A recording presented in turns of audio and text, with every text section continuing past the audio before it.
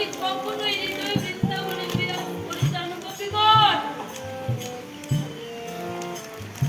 যখন ভক্ত আমাকে ডাকতে ডাকতে ভক্ত রবি একাকার হয়ে যায়, তখন আমি ছুটে যাই সেই ভক্তের হৃদয় বৃন্দাবনে।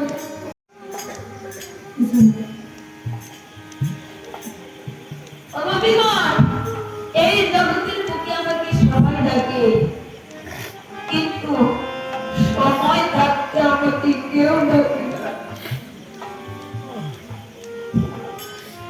মানবের যখন চলার শক্তি হারিয়ে ফেলে দেয়, আমি বিনয় বান্ধব তাকে না তখন ডাকি, হে গোবিন্দ তুমি কোথায়, একটিবার এসে দেখা দাও।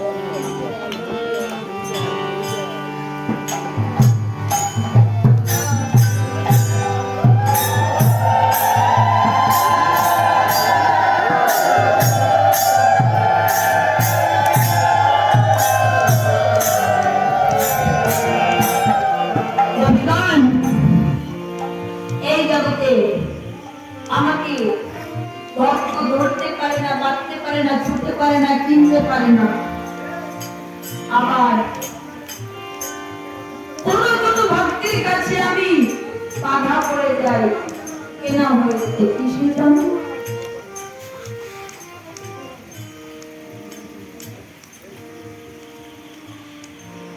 ভক্তের কাছে আমি কিসে কেনা হয়ে যাই জানো? আমার মা যশোমতী আমাকে কতগুলো রজ্জ দিয়ে বেঁধেছে, কই বেঁধে রাখতে পেরেছি।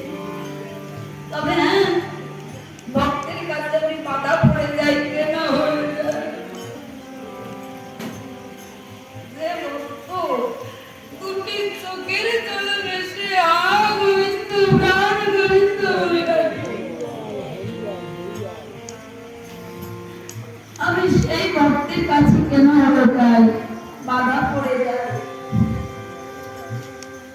তুমি তো জানো না গোপীগণ, এই জগতে ভক্ত আমার কেমন যায়।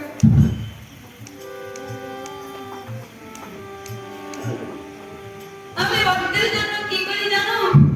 পুরীগিরি করি, মুটিগিরি করি, চাকরগিরি করি, আবার ভক্তের পূজা পালন করে ভক্তের বাড়িতে নিয়ে যায়। তেমন ভক্ত হতে হবে, ভক্ত শুধু হলেই হবে না। তুমি তো জানো না গোপীগণ, এই জগতে ভক্ত আমার কেমন জানো? ভক্ত আমার মাতা পিতা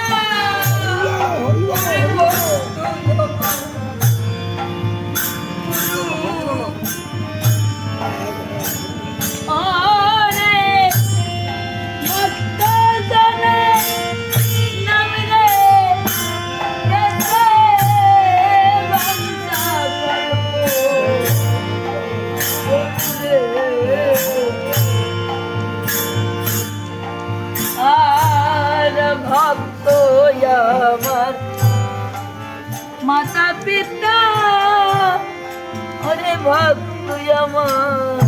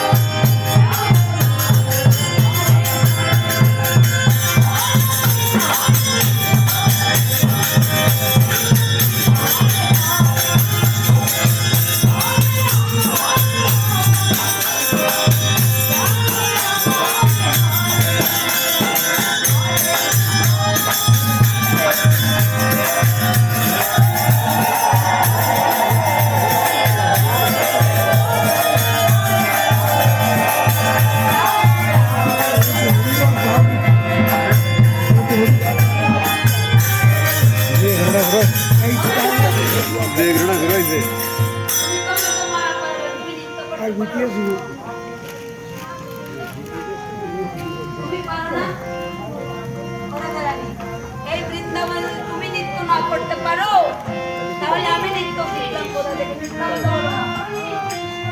এসো।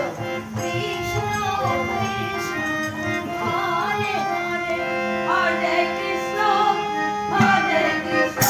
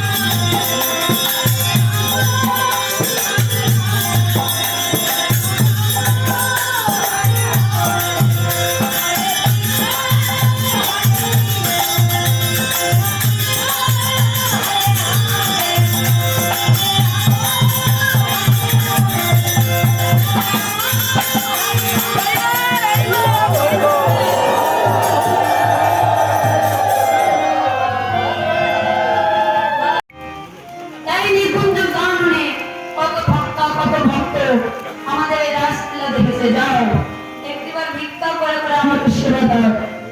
আর হে ভক্তগণ, আপনারা রাধা কৃষ্ণের মিলন দেখবেন, তারপরে যাবেন। আর রাধা কৃষ্ণের মিলন থেকে যদি কেউ গেছেন তাহলে বাড়ি গিয়ে কারো কারোর সাথে কারো মিলন হবে না। তখন আমার কথা মনে করবে।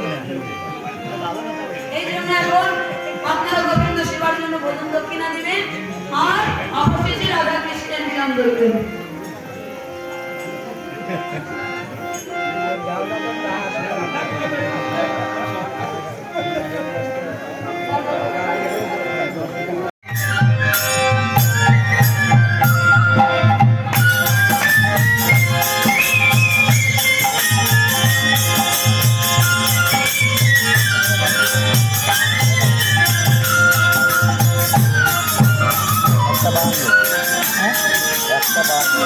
দুটোর কাছাকাছি